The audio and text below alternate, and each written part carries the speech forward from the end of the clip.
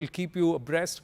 But for the moment, just shifting focus to what happened in Parliament earlier in the evening. Prime Minister Narendra Modi, as he stood up to give his motion of thanks to the President's address in the Lok Sabha, he was met with ruckus, din, disruption and constant heckling for the 2 hours and 17 minutes that he spoke.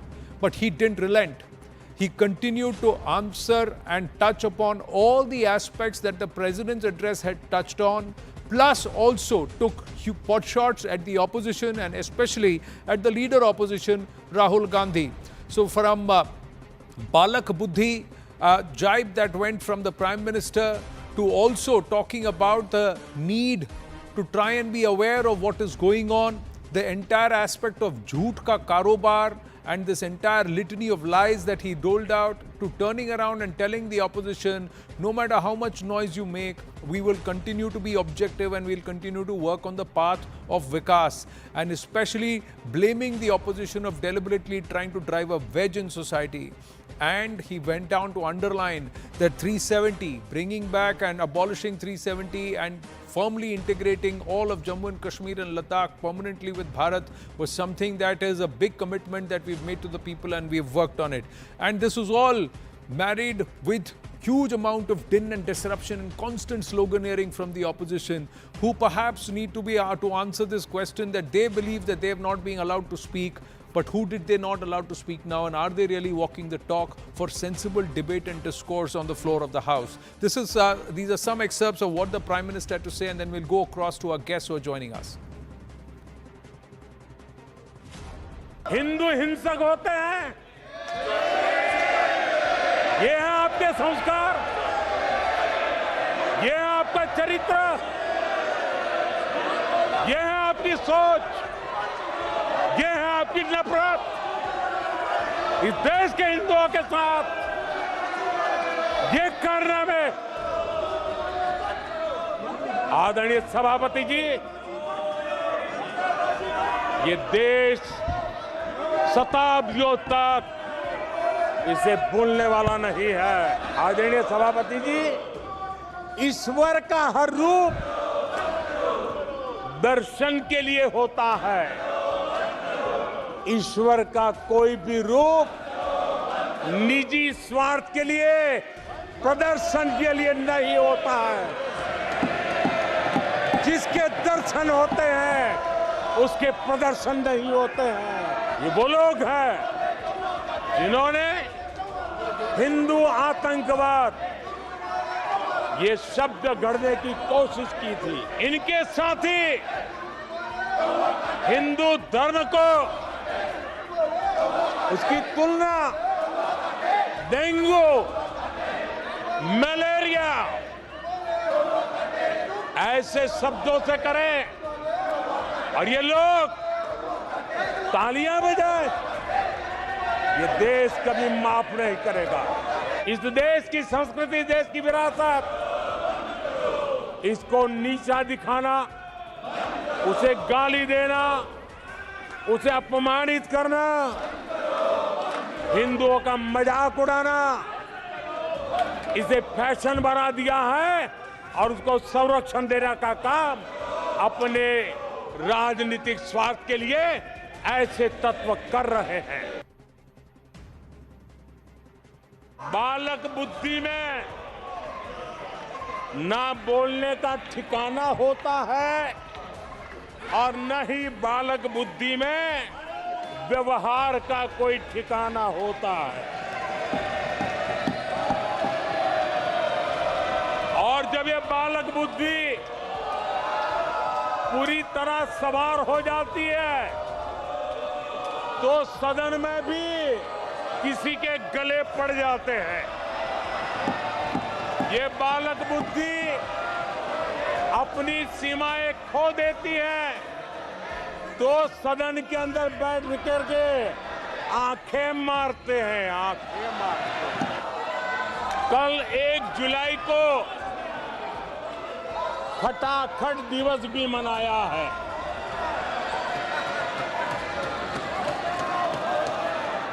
1 जुलाई को लोग अपने bank account check कर रहे थे। के 8,500 रुपये आए कि नहीं आए? आदरणीय सभापति जी, अब पूरा देश समझ गया है। इसलिए आज देश इनसे कह रहा है, तुमसे नहीं हो पाएगा, तुमसे ना हो पाएगा। Let's go across to a guest. Tuin Sinha, national spokesperson of the BJP, Dr. Anand Ranganathan, author, political commentator, L. Hanumantaya, leader of the Congress party, Siddharth Das, political analyst who backs the Trinamool Congress, and Abhishek Banerjee, author and columnist. Namaste and Jai Hind to everybody. Thank you very, very much. What would you make of the Prime Minister's response, Mr. Hanumantaya, and especially the behavior of the opposition while the Prime Minister was addressing all their concerns? Before observing the opposition, we must also know the big democracy's Prime Minister addressing the opposition leader. Opposition leader, the BJP is yet to digest Rahulji's leader of opposition. They are yet to digest. That is what I observed. The reason being, what wrong Rahul Gandhiji has said yesterday. He said, you call yourself as Hindus, but Hinduism speaks about non-violence, Hinduism speaks about tolerance, and you claim yourself as Hindus, but you have spreading hate and intolerance everywhere. This is what he has said. And today, while answering, the Prime Minister should have been more tolerant in answering the opposition's queries, particularly the opposition leaders' queries, which has not been addressed. But you are alleging an opposition that you are not a leader of his standard and his excellence. That is not correct. He should not have. He should yet to digest the opposition leader in Rahulji, in Rahul Gandhiji, and tell the country what is to be done. Now we have to work together. This is what the democracy. But unfortunately, I have to forcibly tell this, the BJP is not digesting the opposition's accusations. They are not answering the questions as they were doing for the last 10 years. They are simply making allegations on the opposition, and calling Balak Buddhi is not to the standard of the Prime Minister. I am very sorry to say this. It is not to the standards of the Prime Minister. The Prime Minister should have answered the questions raised by them. What happened in Manipur? What happened in economic disparity? And what are the issues taken up, whether it is 370, whether it is Manipur, whether it is financial unemployment? The questions raised by opposition has to be answered by the ruling party, but the ruling party is not doing that. This is what I observed. So, the biggest democracy in the world is, of course, what is the alternative for the opposition without protesting these kind of allegations, these kind of accusations? What opposition can do? Either they have to go out of the house, or they have to protest inside the house. If you call them, if they protest, you call them indiscipline. If you go out, you call them, you are escapists. And what else they can do? Please tell me. So, Tuin Sinha, please respond. The Prime Minister didn't speak on NEET. The Prime Minister didn't speak on Agniveer. The Prime Minister didn't speak on the farm laws. The Prime Minister didn't speak on the issues that have been raised over the last 24 to 48 hours in Parliament by the opposition at all. All that the opposition registered is that he didn't speak on Manipur. They didn't allow the opposition to speak for 1 minute on Manipur. The Speaker did not allow.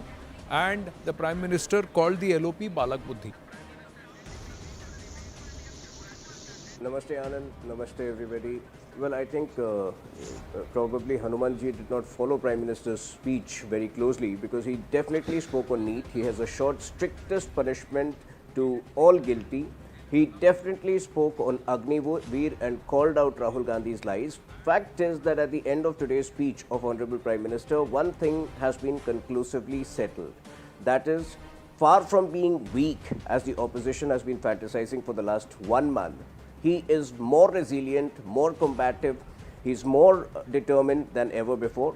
On the other hand, this this Congress party especially and this opposition continues to remain delusional, and it can't grow out of the fact that it has lost the third election. And therefore, I think it was the most shameful scene today, where for 2 hours and 17 minutes, right through the Prime Minister's speech, the opposition kept up its inane cacophony of slogans which had no relevance to what the Prime Minister was speaking. In fact, when the Prime Minister was paying condolence to the victims of Hathras, they were shouting Manipur. So I think this opposition is an extremely irresponsible opposition. But like I mentioned, what is most important is that Prime Minister has doled out a very clear warning to the Congress party. The kind of financial anarchy they are wreaking in their respective states, and what they tried to do throughout the elections with their fake promises scam, there is a limit, and if they continue with these conspiracies, they will be paid back in a language they understand. Secondly, I think he took great pain to make Rahul Gandhi understand the verdict, and this verdict is against the Congress party. Congress has won mainly on account of its alliance partners, and it has a long way to go, which Rahul... let me simplify it for you. In the India-South Africa match that took place on Saturday, it was India which won. But we never heard anybody from the South African team say that it's a moral victory for us. You never heard anybody from the South African team say that we have taught the Indian team a lesson. So I think this opposition needs to behave like the South African team and contribute to nation building. Dr. Ranganathan. Good evening, Anand, and good evening to my fellow panelists. First of all, my most sincere condolences to the families of the bereaved at that absolutely terrible, horrific tragedy that has happened in Hathras.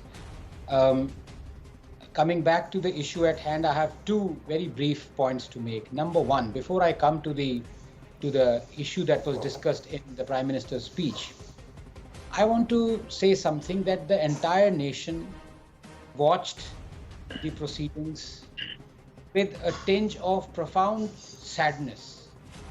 And the sadness was because of the constant interruptions, the loutish behavior of the parliamentarians. And today these parliamentarians who were louts are from the opposition. But we've seen it before. During the UPA, the same louts and the people who were creating ruckus were from the opposition then. So this cuts across party lines, and I want to ask you, why is it only confined to this pillar of democracy? Why do we see such loutish behavior inside the parliament? Have you ever seen any ruckus inside the Supreme Court? Ever? And if you do, there, by the way, has never happened. But if you do, what is the punishment for that? It is contempt of court. So again, I'm sick and tired as a citizen to watch these proceedings. As Toheen rightly said, even when the Prime Minister was expressing his condolences during the terrible, talking about the terrible Hathras tragedy, there was ruckus and there were shouts. It is just so reprehensible. It kind of, I don't know, do we even need such parliamentary proceedings? That's the question I want to ask. And there are eminent leaders from cutting across party lines out here who would be able to deliberate this. I think the time has come for the speaker to stand up and be counted, or somebody else to truncate the duration of the term of every parliamentarian who creates a ruckus. You create one ruckus one time, your term is truncated by 4 months. You create 3 such disruptions, and for 1 year you will be able to loot your constituency less. Because otherwise the fine of 1,000 rupees is nothing. It's like peanuts for them. It is embarrassing to watch these proceedings. Number 2, now let me come to the issue, and this is the tragedy. The citizens of this country want to watch a debate unimpeded by childishness, by boorishness, by juvenile behavior. Now I want to come to this issue. Prime Minister rightly talked about the Congress being Hindu-phobic. Yes, there is no doubt about it. But when he said that it is the Congress that has coined the phrase saffron terror, I want to ask him, the man who coined it is right now in the BJP. The man who coined the phrase saffron terror was actually made a minister by Narendra Modi himself. So who is to blame? And secondly, when my dear friend Toheen talks about fiscal intransigency or, such behavior where you wrecked by debt. Right. Yes, Karnataka has a debt of 5.5 lakh crores. But Maharashtra has a debt of nearing 8 lakh crores. And we saw last week how the quote-unquote freebies/welfares were meted out to the tune that's going to cost more than 2 lakh crores to the exchequer. So unless the parliament debates such serious issues, what is welfare? What is freebie? Instead of, this tutu meh between such childish jibes and counter jibes, I think there is no hope for this country. To Insana, a quick response before I bring in Siddhartha Das and Abhishek Banerjee. Yeah. No, I think, Anand always makes valid points. But in politics, obviously he has given out some figures about the debt. But the fact is, when it comes to business, when it comes to getting business, Maharashtra is far more proactive than Karnataka. We have not had a situation where, unlike Karnataka, where you have a deputy CM saying that we can't undertake any other development project this year because of lack of funds. So somewhere Maharashtra is managing its fiscal necessities far better than the Congress ruled states. But in Congress ruled states, it's become a pattern of over-promising and under-delivering. So, whichever state they get to govern, you will get stories of government employees not getting the salaries. I think that is where the Congress needs to think how much can they mislead the people. And in fact, the way they have perpetrated this entire fake promises scam during throughout the elections, where people are lining up now outside Congress party offices demanding their 8,500 per month, that somewhere exposes the malified intent of this Congress party. I think falsehood has become the only lifeline of this Congress party, which is very worrying. Right. Siddhartha Das. Anand, just 5 seconds. Can I please rebut? Yeah. Okay. Because he made a very important point. I just want to tell him, during just 4 days ago, Maharashtra government announced that every woman in Maharashtra aged between 21 to 60, every eligible woman is going to get 1,500 rupees per month. This is now getting competitive freebies, and that's a different issue, and another one which you say that needs serious debate and serious introspection across political party lines. Yes, Siddhartha Das, go ahead please. See, the thing is that BJP is facing the heat of the democracy. The Prime Minister wanted 400 seats from the people. Instead, the people gave him 240 seats. Now, because the people want to hear the opposition more, that is the only reason they have elected them. BJP in the last Lok Sabha has disqualified the members of the parliament and passed bills. They have taken the undemocratic path, and because of which their seats has been reduced. It is because of the undemocratic practices the seats has been reduced, and now the BJP cannot handle this heat of the democracy. They wanted to erase democracy from India. They wanted to create a police state, which they failed, and now they are crying because of this heat of the democracy. BJP Prime Minister Narendra Modi is saying Balak Buddhi. This Balak Buddhi has decreased 63 seats of the BJP party, which last time got 303 seats, is now 63 down. So who is the Balak Buddhi? The one who has snatched 63 seats from you, or the one who has failed to reach his target of 400? People of India has decided that on 4th of June. People of India has said their verdict. Who is Balak Buddhi? Who is destroying the democracy of India? Who is destroying the democratic setup upon which we are standing for the last 76 years? And now they cannot handle this truth. Quite rich coming from the state of Bengal and somebody who's backing their government there. And if you believe that it is Rahul Gandhi who deserves the credit, so then are you saying that Mamata Banerjee's efforts in Bengal are also because of this Balak Buddhi, as the Prime Minister has called them? Or the efforts of Akhilesh Yadav? The actual numbers actually reflect that the Congress party in a straight fight with the BJP has a conversion rate of 26%, as the Prime Minister spoke on. More seats have been won. 1 minute, sir. 1 minute, sir. 1 minute, sir. More seats have been won by the DMK, the Trinamool and Akhilesh Yadav combined together, put together. put I together. was silent all along. Put together. It is not about Rahul Gandhi, it is not about Akhilesh, it is not about Mamata Banerjee. It is about the India alliance which fought tooth and Sir, nail within the to alliance this itself, you are NDA. fighting because the It is a Trinamool is trying to performance of the India is getting India worried that the alliance Congress fought. is stealing the BJP march in India Parliament. So the alliance Trinamool is actually won trying to compete against there BJP. with the kind of BJP misdemeanor couldn't win that was on India display in the alliance. upper house Made today. be Uttar Abhishek Pradesh Banerjee. and made be West Bengal. Sir, in Bengal, Made be what's West Bengal happening or Uttar with their own Pradesh, it is MLAs the trying India to alliance flog party. women and say that this is as per the Muslim law, as elected members of the representatives of society under democracy itself is a testament of the state of affairs in Bengal. So quite rich coming from you today. But Abhishek Banerjee, you've not The spoken state of quickly, sir. affairs of West Abhishek Bengal Banerjee, is far Abhishek better Banerjee, I have looked. limited time. The Abhishek kettle Banerjee. calling the